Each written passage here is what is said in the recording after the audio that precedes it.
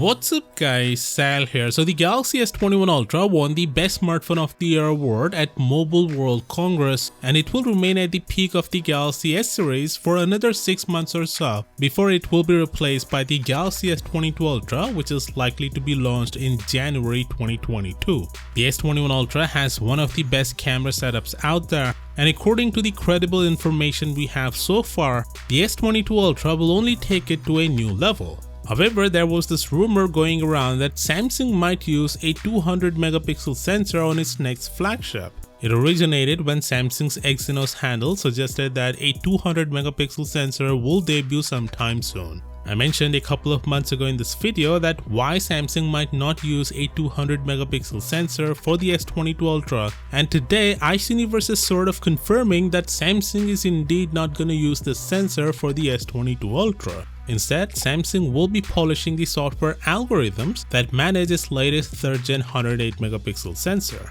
This is actually good news. Sure, there's no denying that 200 megapixel is a massive, grabby number that stands out in an ad. But it also means a smaller pixel size. Like a crowded fraternity basement, a small high megapixel phone sensor creates images mired by discoloration and noise. They may be large images in terms of the JPEG you view on your screen, but they're not precise, beautiful images. Even the 108 megapixel is massive, but the good thing is Samsung has optimized the camera software to the point that this 108 megapixel camera takes one of the best pictures out there. So it only makes sense for them to work on improving its performance with further optimizations rather than using a completely new sensor and start from scratch.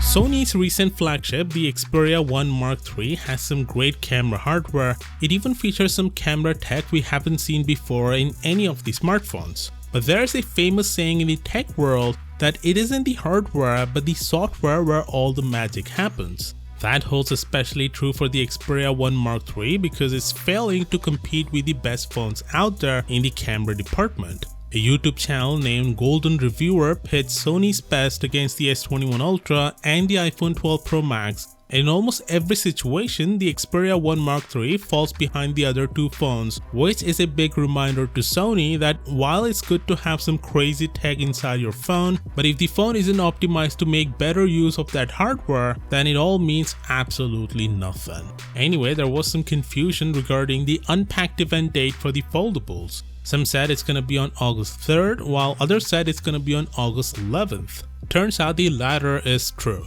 iCineverse confirms that the event will take place on August 11th, where Samsung will unveil the Z Fold 3, Flip 3, the Watch 4 and the Buds 2. Speaking of the Buds, contrary to previous information, the wearable will actually have active noise cancellation. Of course, let me know what you think down in the comments, and I'll see you tomorrow. Peace out.